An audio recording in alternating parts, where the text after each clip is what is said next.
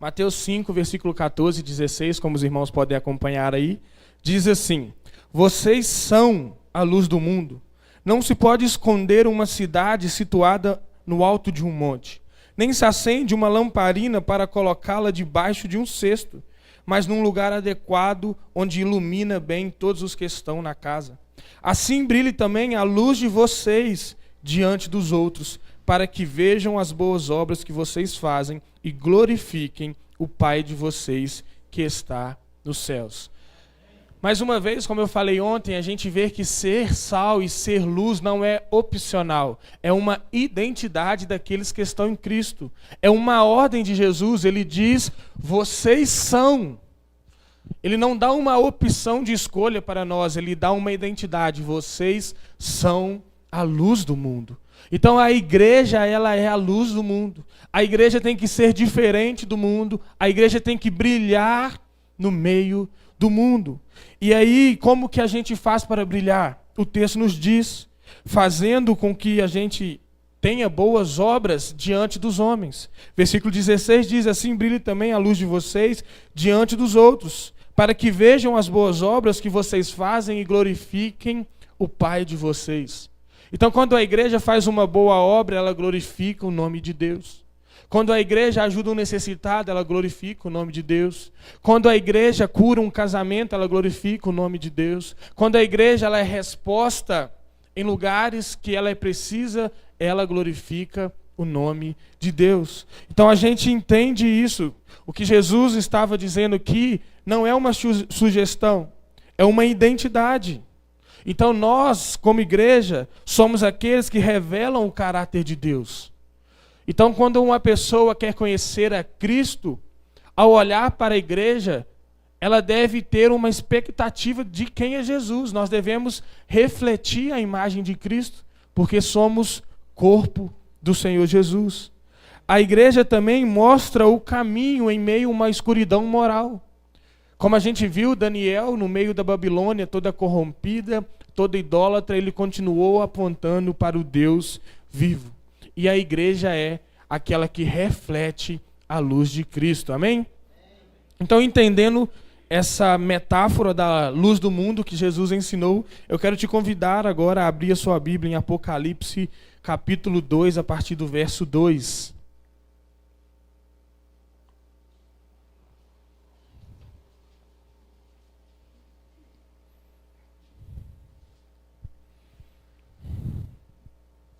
Apocalipse 2, a partir do versículo de número 1, na verdade.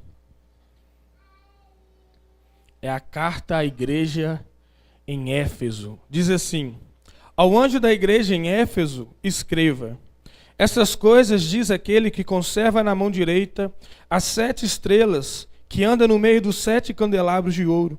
Conheço as obras que você realiza, tanto o seu esforço como a sua perseverança.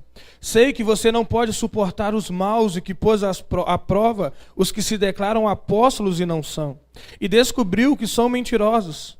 Você tem perseverança e suportou provas por causa do meu nome, sem esmorecer. Tenho, porém, contra você o seguinte: você abandonou o seu primeiro amor. Lembre-se, pois, de onde você caiu. Arrependa-se e volte à prática das primeiras obras. Se você não se arrepender, virei até você e tirarei o seu candelabro do lugar dele. Mas você tem a seu favor o fato de que odeia as obras dos nicolaítas, as quais eu também odeio.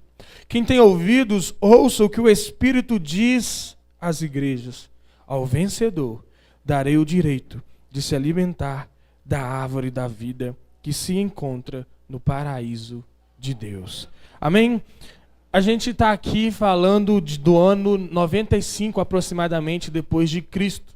João é o autor de Apocalipse, ele está exilado ali na ilha de Patmos, depois de o Império Romano ter tentado matá-lo de inúmeras formas e não ter conseguido por causa da palavra de Cristo, que disse que João seria o único apóstolo que não seria um mártir, ou seja, que não morreria por causa do evangelho, como os outros apóstolos morreram. Então João, ele é exilado pelo Império Romano ali para a ilha de Patmos. Era uma ilha onde criminosos do império ficavam exilados.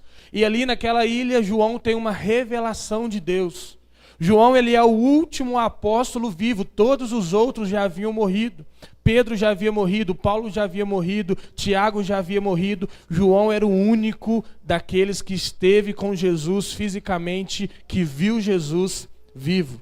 Então João, ele era o ser humano, vamos falar assim, mais importante daquela época da história em relação ao cristianismo. Porque ele esteve com Jesus e ele então está ali e Deus dá a ele essa revelação. E logo no início de Apocalipse, Deus dá a ele 7 cartas às 7 igrejas da Ásia, das quais uma delas é a igreja de Éfeso. A igreja de Éfeso era a igreja mais influente da Ásia Menor. Era a maior igreja da Ásia. Era a igreja mais importante daquele tempo. E João está escrevendo a essa igreja. Essa igreja foi plantada pelo apóstolo Paulo, a gente vai ver isso mais à frente. Ali em Atos 18, conta esse relato. Paulo está na sua segunda viagem missionária, ele passa por Éfeso, prega o evangelho, forma-se ali uma igreja e ele deixa ali Priscila e Áquila para cuidar daquela igreja. Essa igreja foi pastoreada por grandes homens, primeiro pelo próprio apóstolo Paulo. Foi o fundador, o plantador daquela igreja. O maior apóstolo no que diz respeito às revelações bíblicas, no que diz respeito ao conhecimento da palavra de Deus, foi o fundador dessa igreja. Depois de Paulo, provavelmente o próximo que sucedeu a ele foi Timóteo. Como o pastor leu aqui a carta de Paulo a Timóteo, Timóteo estava pastoreando a igreja de Éfeso quando recebe essa carta. E muito provavelmente o apóstolo João foi o último a pastorear essa igreja. João, os historiadores vão dizer que ele não morre na ilha de Patmos. Ele é liberto depois de algum tempo e ele vai para Éfeso. Ele passa ali os seus últimos dias pastoreando essa igreja, porque era a igreja mais importante da época. Essa igreja se tornou um modelo de uma igreja fiel à doutrina e zelosa na verdade. Que igreja importante para aquela época. Como eu disse, João, então, ele era o último apóstolo vivo.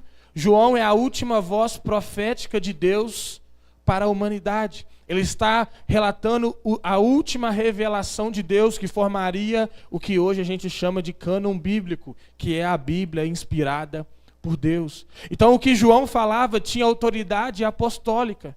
O que João escrevia e falava tinha autoridade pastoral, porque ele esteve com Jesus pessoalmente, ele conheceu a Jesus, ele caminhou com Jesus. E aqui nesse contexto de Apocalipse, João provavelmente já estava ali com os seus 90 anos. Já era um homem experiente, já era um homem que tinha passado por muitas coisas por causa do nome de Jesus, já tinha visto muitas coisas acontecer e estava ali então como um exemplo para aquela igreja.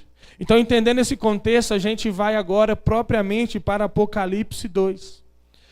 E vamos entender o que Deus quer falar conosco e o que Deus falou com aquela igreja naquele tempo e que se aplica para nós hoje, debaixo desse tema, amor à luz da igreja.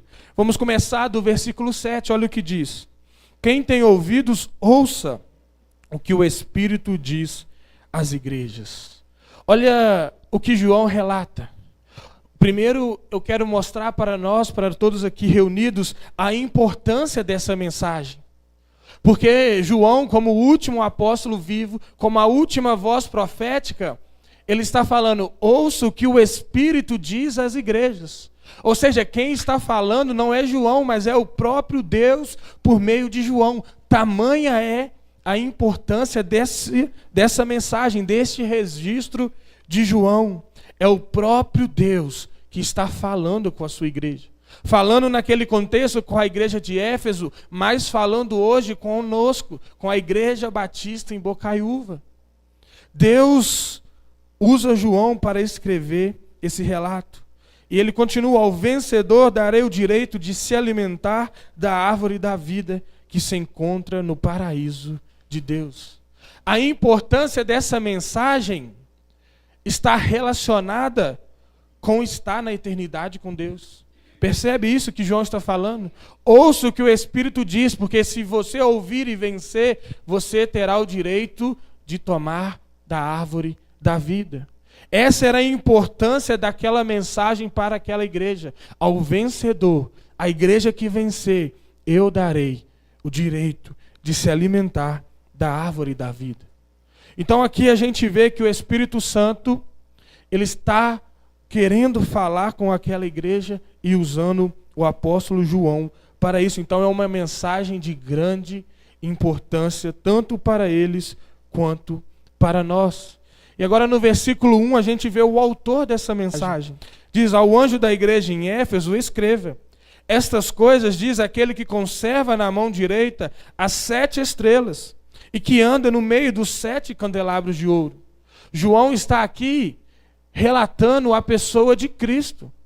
Lembre-se, ele escreveu as 7 igrejas da Ásia Menor. E ele está falando, essas coisas diz aquele que conserva na mão as 7 estrelas. Ou seja, aquele que conserva as 7 igrejas a qual João está escrevendo. É o próprio Cristo que é o edificador, o construtor da igreja, que estava falando com aquela igreja, que está falando conosco hoje. É o próprio Senhor Jesus. E a primeira coisa que eu aprendo aqui é que ele é aquele que conserva na sua mão a sua igreja. Uma boa notícia é que a Igreja Batista de Bocaiúva, ela está na mão de Jesus. Ela está sendo cuidada e conservada por Jesus. A gente vê isso claro aqui. E ainda mais, não só está sendo conservada, como o próprio Jesus anda no nosso meio. Porque aqui está escrito, aquele que anda no meio dos 7 candelabros de ouro. Ou seja, no meio daquelas 7 igrejas, é o mesmo Cristo que hoje anda no meio da sua igreja na terra. Então, além de conservar-nos, ele está no nosso meio, amém? Então, esse é o autor da mensagem. O próprio Cristo, aquele que edifica, aquele que conserva a sua igreja. E Jesus, por andar no meio da igreja, por ser o edificador da igreja, por ser o dono da igreja, ele começa a falar algumas coisas para aquela igreja e para nós hoje. Primeira coisa é: conheço as suas obras. Irmãos, Jesus conhece as obras da Igreja Batista de Boa Vista dos Matos. Jesus conhece o que essa igreja está fazendo. Jesus conhece tudo o que essa igreja está empenhando dentro do reino dele. Jesus conhece tudo o que você está fazendo para ele. Não há nada daquilo que você faça que Jesus não saiba, não conheça o intuito do seu coração. E Jesus está mostrando isso para aquela igreja. Eu conheço as suas obras. Eu conheço o trabalho das suas mãos. Eu conheço o que você está fazendo aqui em Bocaiúva. Eu conheço aquilo que eu confiei a você e você tem realizado. E não só isso, ele continua. Conheço o seu trabalho árduo. Olha, a igreja de Éfeso era uma igreja que trabalhava pesado. Era uma igreja que se empenhava todos os dias no trabalho do Senhor. Era uma igreja, então, que promovia o reino de Deus por meio das suas obras, por meio do seu trabalho. Assim como eu creio que também é essa igreja. Trabalha arduamente. Hoje eu tive o privilégio de ir com um pastor lá no templo rural. Andamos quase 1 hora de carro, estrada de chão. E estava lá irmãos reunidos. Tinha uma irmã, fez o café da manhã. Irmãos, isso é um privilégio ter um pastor assim. Eu falo porque eu estou no meio dos pastores, eu conheço a realidade. Não é qualquer pastor que quer ir para o meio do mato pastorear uma igreja. Mas Deus está falando para nós hoje, eu conheço as obras dessa igreja, eu conheço o trabalho árduo de vocês. Eu tenho visto, eu tenho olhado para a Igreja Batista em Bocaiúva. Eu tenho andado no meio de vocês, então eu conheço a obra que vocês estão fazendo. E ele continua, também conheço a sua perseverança. Vocês têm perseverado, vocês têm enfrentado o dia mal, vocês têm passado por tribulações e têm perseverado. Uau, como é maravilhoso. Imagina essa igreja lendo o início dessa carta. Imagina o coração deles se alegrando. Nossa, Jesus está no nosso meio. Uau, Jesus conhece as nossas obras. Uau, Jesus está falando que eu trabalho arduamente. Que legal, que bonito, que emocionante ouvir isso do nosso Senhor. Imagina aquela igreja recebendo a carta do último apóstolo vivo, falando que teve uma revelação do próprio Deus. E ao ler essa carta, ela vê Jesus elogiando essa igreja. Conheça o seu trabalho lá. Conheça a sua perseverança. Sei que você não pode tolerar homens maus, que pôs à prova os que dizem ser apóstolos, mas não são, e descobriu que eram impostores. Era uma igreja zelosa pela palavra. Era uma igreja que conhecia a palavra de Deus. Por quê? Porque quando surgiu falsos mestres dentro da igreja, eles conseguiram identificar. A igreja conseguiu identificar o falso ensinamento. A igreja conseguiu identificar aqueles que se diziam apóstolos e não eram. Aqueles que ensinavam coisas ruins. E não só identificaram, como colocaram à prova. Como tiraram a prova para ver se realmente conheciam o Cristo vivo e verdadeiro. E ao fazer isso, descobriram que eram mentirosos. Então, uma igreja que trabalha muito, uma igreja que persevera e uma igreja que tem zelo pela palavra. É a igreja perfeita, sim ou não? Quem quer fazer parte dessa igreja? Todo mundo quer uma igreja assim, zelosa pela palavra de Deus, onde o pastor abre aqui e a gente é alimentado pela palavra de Deus. Uma igreja perseverante, que vem tribulação, vem perseguição, e a igreja não morre, a igreja continua crescendo, os irmãos são cada dia mais felizes. Uma igreja que trabalha arduamente, faz o que preciso for, tem que evangelizar, vamos, tem que acordar de madrugada para orar, vamos, tem que jejuar por um irmão, vamos. Uma igreja que aos nossos olhos humanos poderíamos falar, é a igreja ideal, é a igreja perfeita, é a igreja dos sonhos, é a igreja que eu quero participar. A gente vê então Jesus elogiando essa igreja. E ele continua. Versículo 3. Você tem perseverado e suportado os sofrimentos por causa do meu nome e não tem desfalecido. Mais uma vez, Jesus elogiando a perseverança daquela igreja. E mais falando, vocês têm suportado os sofrimentos por causa do meu nome. Era uma igreja que sofria por causa do nome de Jesus. Era uma igreja que pagava o preço por causa do nome de Jesus. E nós sabemos que isso é uma boa-aventurança, porque Jesus diz no Sermão do Monte, quando vocês sofrerem por meu nome, forem injuriados, bem-aventurados vocês são. Então era uma igreja bem-aventurada, perseverante, que suportava sofrimentos por causa do nome de Jesus. E não desfalecia, não perdia o seu ânimo, continuava buscando agradar a esse Deus. E continua os elogios, versículo 6. Mas você tem a seu favor o fato de que odeia as obras dos nicolaítas, as quais eu também odeio. Era uma igreja que odiava aquilo que Jesus odiava. Além de perseverar, além de trabalhar arduamente, também odiava aquilo que Jesus odiava. Odiava as obras dos nicolaítas. Quem são os nicolaítas? Para a gente entender o que Jesus estava falando. Os nicolaítas eram uma seita que surgiu dentro da igreja. Era um grupo de pessoas que estavam ensinando um falso evangelho a respeito de Jesus. Estavam falando que o que Jesus fez liberava a gente para viver vontade. Não precisava viver renúncia, não precisava abrir mão do pecado, podia viver uma prática moral corrompida. Provavelmente eles ensinavam que os cristãos podiam ir para as festas pagãs, praticar imoralidade sexual, comer alimentos sacrificados a ídolos. Eles também defendiam uma ideia de liberdade cristã distorcida, onde a graça de Deus justificava o ímpio e ele poderia viver na sua impiedade ainda. Parece com os nossos dias, sim ou não? Com algumas igrejas que não falam mais sobre pecado, Só falam que Deus vai abençoar, que Deus vai prosperar e que você pode viver de qualquer jeito. E a igreja de Éfeso, ela combateu essa doutrina do inferno. Ela foi contra essa doutrina, ela colocou à prova esses falsos mestres.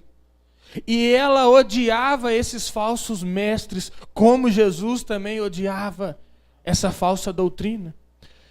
Então, além de suportar sofrimentos, além de perseverar, além de trabalhar arduamente, ela odiava o que Jesus odiava. Que igreja que talvez aos nossos olhos seja a igreja ideal.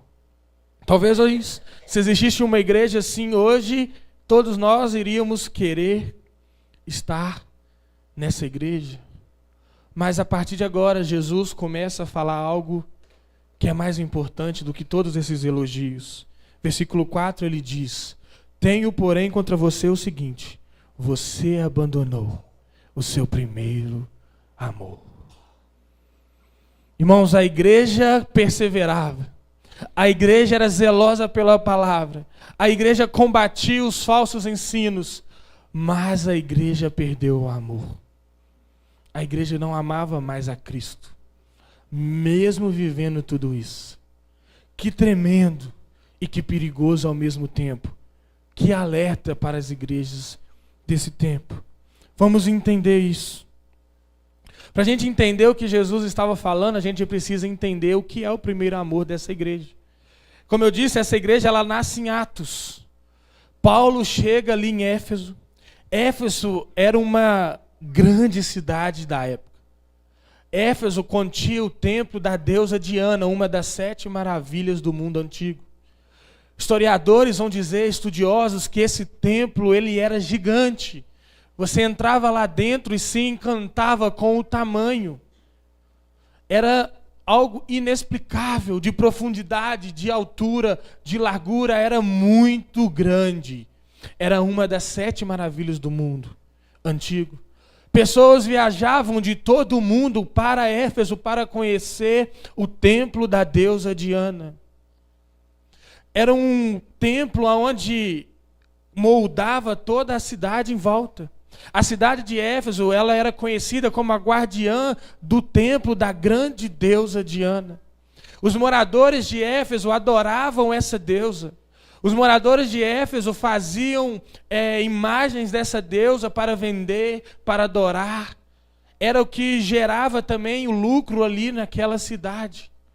Era uma cidade enorme, com muitos adoradores, se não todos adoradores da deusa Diana.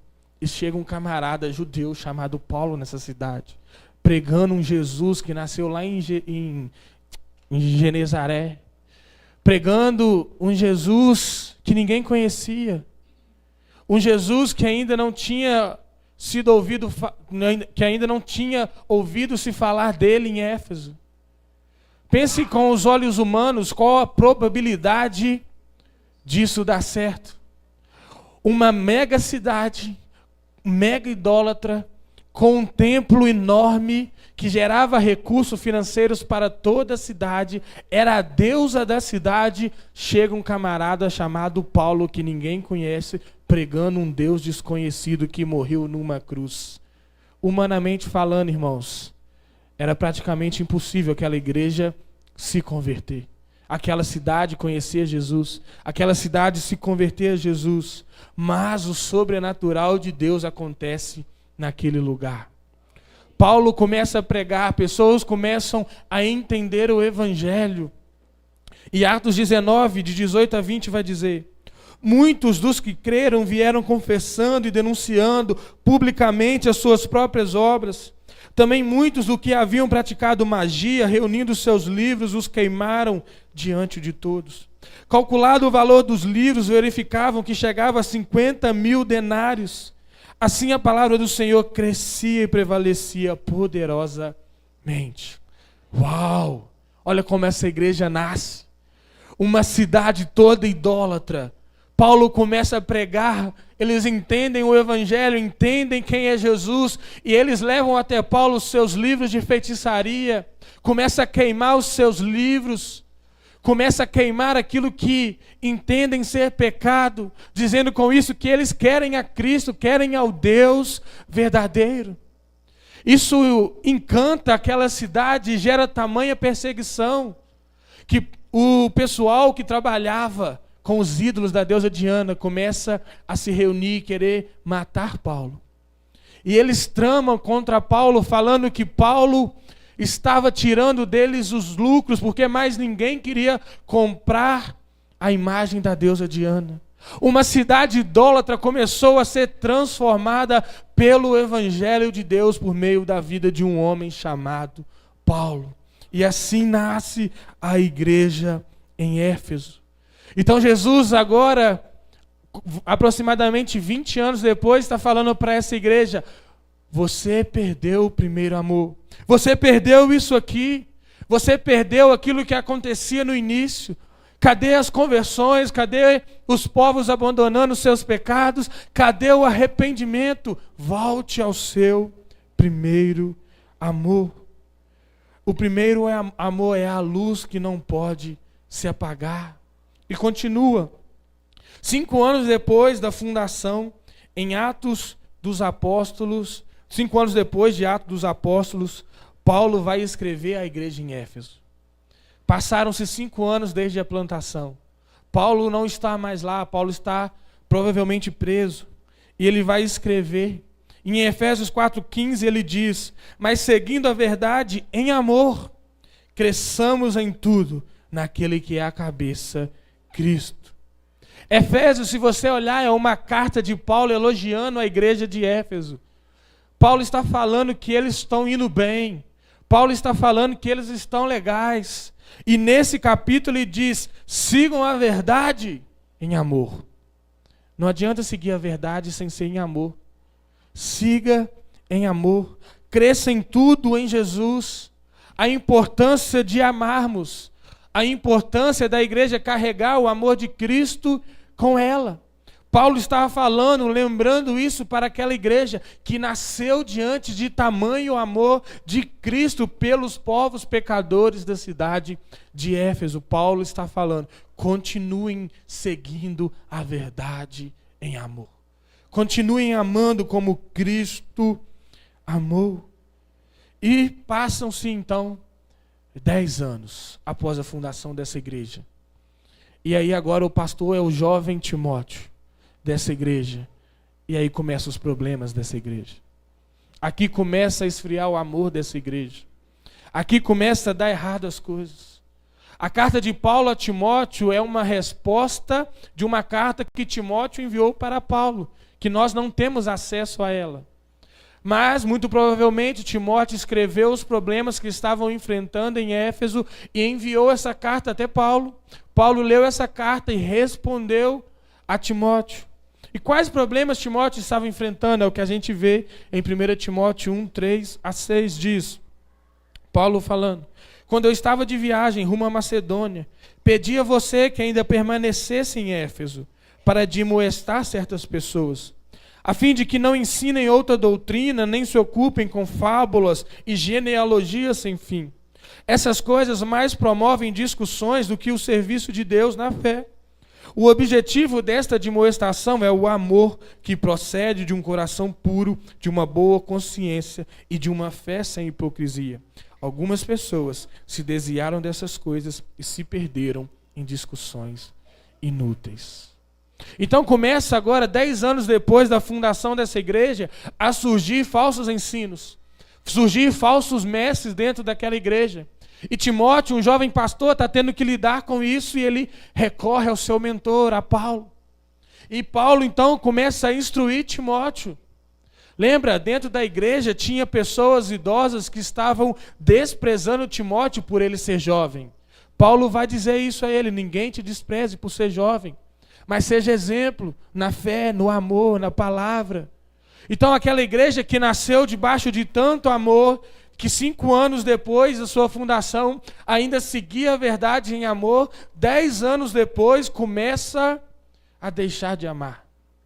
Começa a perder o seu primeiro amor, começa a desprezar os mais jovens, começa a surgir dentro dela falsos mestres, falsos ensinadores, mas Timóteo continua combatendo tudo isso. Timóteo persevera combatendo o bom combate, como Paulo instrui ele. Timóteo continua ensinando, pregando a verdade de Cristo, e aquela igreja continua perseverando, continua avançando. E aí passa-se 20 anos, desde a fundação dessa igreja. E agora o apóstolo João está na ilha de Patmos e tem essa revelação e escreve a essa igreja: tenho, porém, contra você o seguinte: você abandonou o seu primeiro amor. Durante 20 anos essa igreja permaneceu firme. Durante 20 anos essa igreja permaneceu amando, seguindo a verdade, enfrentando os problemas, enfrentando os falsos mestres com amor. Mas 20 anos após a fundação dessa igreja, ela perde o seu primeiro amor. Ela perde tudo isso que a gente viu acontecendo nesses anos anteriores. Não há mais um avivamento acontecendo no meio daquela cidade. Não há mais pessoas queimando seus livros de bruxaria. Não há mais pessoas deixando de adorar a Deus Atena. Não há mais pessoas seguindo a verdade em amor. Aquela igreja perde isso e Jesus repreende aquela igreja. Você perdeu o seu amor, o seu primeiro amor. Eu tenho isso contra você. Por quê? Porque sem amor, irmãos, a gente vai ver isso. Sem amor, trabalho árduo vira ativismo. Sem amor, eu só estou trabalhando dia após dia, fazendo aquilo sem entender o porquê, sem entender o motivo. Não é mais o amor que me move, mas é o ativismo. Eu faço porque eu tenho que fazer, eu faço porque eu tenho que agradar meu líder. Eu não amo mais aquilo que eu faço. Lembra de Coríntios 13, Paulo escrevendo: ainda que eu fale a língua dos homens e dos anjos, ainda que eu venda tudo que tenho e doe aos pobres, ainda que eu conheça toda a ciência e sabedoria, se eu não tiver amor, nada disso me vale. Não adianta trabalhar arduamente se não há amor no trabalho. Não adianta perseverar se não há mais amor por Cristo. Porque sem amor, trabalho árduo vira ativismo. Sem amor, zelo pela palavra vira tradicionalismo. Viramos pessoas que estamos defendendo tradições humanas e não amamos mais a Deus. Foi o que aconteceu com os fariseus. Tiveram o próprio Deus diante dos olhos deles, mas não conseguiram conhecer esse Deus porque estavam presos demais às suas tradições. Então, sem amor, trabalho árduo vira ativismo, zelo pela palavra vira tradicionalismo. Precisamos amar o Deus da palavra e obedecer por amor a esse Deus. O maior mandamento é esse: ame o seu Deus de todo o seu coração, de todo o seu entendimento, com toda a sua alma. Isso está falando de amar em todas as esferas que compõem o ser humano. Eu amo com raciocínio. O que isso quer dizer? Que eu entendo o que eu estou fazendo, porque eu amo o Deus a qual eu sirvo. Eu amo de toda a minha alma, porque todo o meu ser exulta em Deus, tem alegria, tem prazer em servir a esse Deus. Sem amor, perseverança vira religiosidade. É o que a gente vê com alguns irmãos, com algumas outras religiões, na verdade. Pessoas que vão ao templo, mas não entendem o que foi pregado. Não leem a palavra. Não têm um discernimento de Deus. Mas são religiosos. Estão indo todo domingo, todo dia da semana que tem o seu culto. Estão indo na igreja, estão cumprindo os seus deveres religiosos. Estão dando seus dízimos, estão dando as suas ofertas. Mas não tem mais amor. Virou automático. Vai na igreja porque tem que ir. Está numa religiosidade. Esse é o perigo da igreja perder o seu primeiro amor. Ela perde o seu propósito e ela deixa de ser luz para os povos. Lembra do que Jesus disse, se eu não me engano, entre João 13 e 16? Quando vocês amarem uns aos outros como eu vos amei, nisto conhecerão que sois meus discípulos.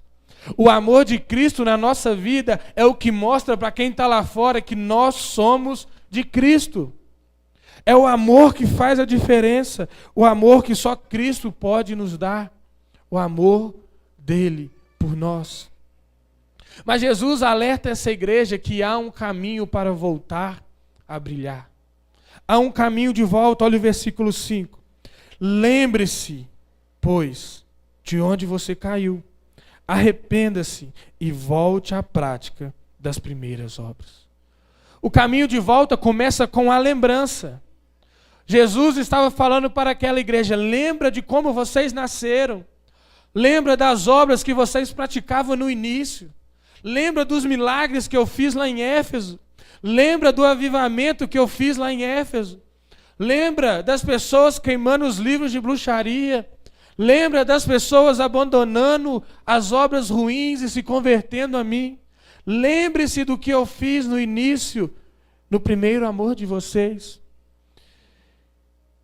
E hoje Deus fala isso para nós. Lembre-se do início. Lembre-se de quando vocês começaram. Lembra o que eu me falei ontem, que eu falei aqui ontem. Quando a gente se converte, a gente está totalmente apaixonado por Jesus. A gente quer estar em tudo que a igreja faz. A gente quer falar de Jesus para todo mundo. Passa um morador de rua, você já quer falar de Jesus para ele, já arranca seu sapato, sua blusa, já quer dar para o cara. Você está vivendo aquela emoção do primeiro amor. E aí o tempo vai passando. Passa 1 ano, passa 2, passa 5, passa 10, passa 20, como nós vimos na igreja de Éfeso. E o amor vai indo embora se a gente não cuidar, se a gente não cativar. Vai se perdendo esse amor. Você passa agora do lado do mesmo morador de rua e você nem nota que ele existe. O amor vai se perdendo. Você vê um irmão dentro da igreja passando dificuldade e você com fartura e você não se preocupa com o irmão. Vai perdendo o primeiro amor. Enquanto a gente olha para a Bíblia, a gente vê que a igreja de Cristo descrita na Bíblia amava o próximo. Abria mão dos seus bens para que o próximo não passasse necessidade. Cuidava do próximo. Tamanho era o amor dessa igreja. Uma igreja que pregava para aqueles que perseguiam eles. Uma igreja que apanhava, mas continuava pregando o evangelho, porque entendia que o amor de Deus ainda poderia transformar vidas. Tamanho é esse amor de Deus dentro de nós. Então precisamos nos lembrar das obras do início, do primeiro amor. E ao se lembrar da onde a gente também caiu, quando eu parei de amar a Jesus da forma que eu amava, e ao identificar isso, se arrepender, mudar a mentalidade. Arrependimento fala disso, é a palavra do grego metanoia, mudança de direção, mudança de mentalidade. É não fazer mais aquilo que eu fazia antes. Então, se eu perdi o primeiro amor, é eu voltar a praticar esse primeiro amor. É eu voltar a praticar as obras do início. É o que Jesus fala. E volte à prática das primeiras obras. E ele continua: se você não se arrepender, virei até você e tirarei o seu candelabro do lugar dele. O que Jesus estava falando aqui é: se a igreja de Éfeso não se arrependesse de ter perdido o seu primeiro amor, Jesus removeria aquela igreja da onde ela estava. Tão sério é, irmãos, quando a igreja perde o primeiro amor, a ponto de ela deixar de existir. Não a igreja de Cristo viva, mas aquela igreja que estava ali em Éfeso. Nós não podemos jamais perder o nosso primeiro amor, senão a gente perde a luz de Cristo em nós. A gente não consegue mais se importar com o próximo. A gente fica vaidoso demais, olhando só para nós mesmos, querendo agradar só a nós mesmos, querendo buscar coisas só para nós mesmos. E eu aprendo aqui com a Bíblia que precisamos desse primeiro amor em nós. Um amor que se importa, um amor que prega aos desconhecidos. Paulo saiu de Jerusalém e foi em Éfeso pregar o evangelho. Olha o amor de Paulo pelos perdidos. Sair da sua terra, fazer uma viagem, ir para uma terra estranha, que tem um outro Deus, onde ele sabia que seria perseguido, onde ele sabia que passaria por tribulações. Mas ele não se importou com nada disso, porque tamanho era o amor de Cristo na vida de Paulo pelos perdidos. E assim tem que ser na nossa vida. Temos que amar aqueles que ainda não conhecem a Cristo. Como igreja, temos que viver esse amor intensamente todos os dias. Devemos amar as pessoas que estão lá fora. Devemos nos preocupar em anunciar o Evangelho para as pessoas que estão lá fora. É isso que Cristo espera da sua igreja. Uma igreja que trabalha arduamente. Uma igreja que persevera nas tribulações. Uma igreja que suporta sofrimentos. Mas uma igreja que ainda tem o seu primeiro amor. Amém?